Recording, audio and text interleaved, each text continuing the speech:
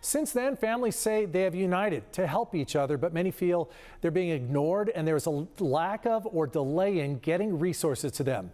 CBS 8's Abby Black is live in Mountain View with neighbors who say this new storm is bringing more trauma. Abby.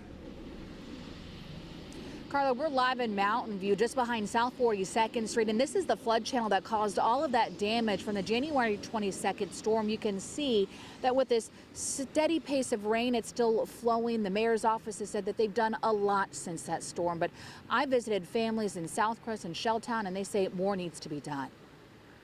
Someone needs help. The Alvarez sisters, along with their pets, climbed to the roof of their Shelltown duplex on Cottonwood Street to escape the rising floodwaters on January 22nd. There's no time to think.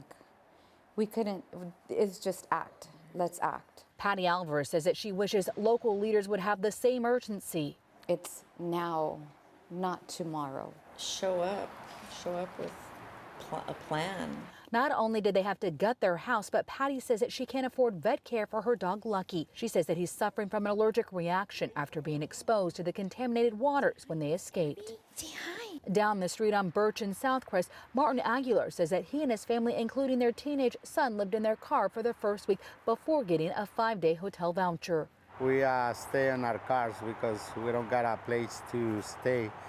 Nobody was stepping up for us to come and help us. The house he rents backs up to the flood channel that overflowed and damaged his entire home. I'm afraid even to go into the house. Aguilar says the short amount of time he did spend in the house after the storm, he was exposed to mold. I got a infection on my chest that started getting to get worse.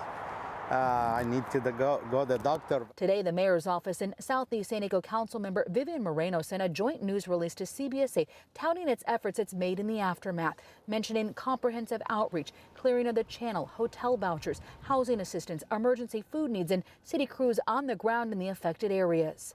I don't feel safe at all. They just did like a little patch. Maria Alvarez says informational flyers don't help. She feels like she's going in circles with who to call and where to go. You know, we had to take it upon ourselves and our family, our community that showed up to help each other out. Now with another storm soaking the area, families demand to be heard. It's traumatizing. There's no words to explain all the emotions. After I visited with these families and heard their concerns, I followed up with the mayor's office to see if he wanted to expand on his news release and address some of these concerns. They sent me a very lengthy outlining, refuting many of these neighbors' concerns, including the fact that they said that they have visited 30 plus streets. They have also gone to more than 800 homes, and they've had an emergency response team on the ground since January 22nd. Again, it's a very lengthy response. If you'd like to read it in its entirety, you can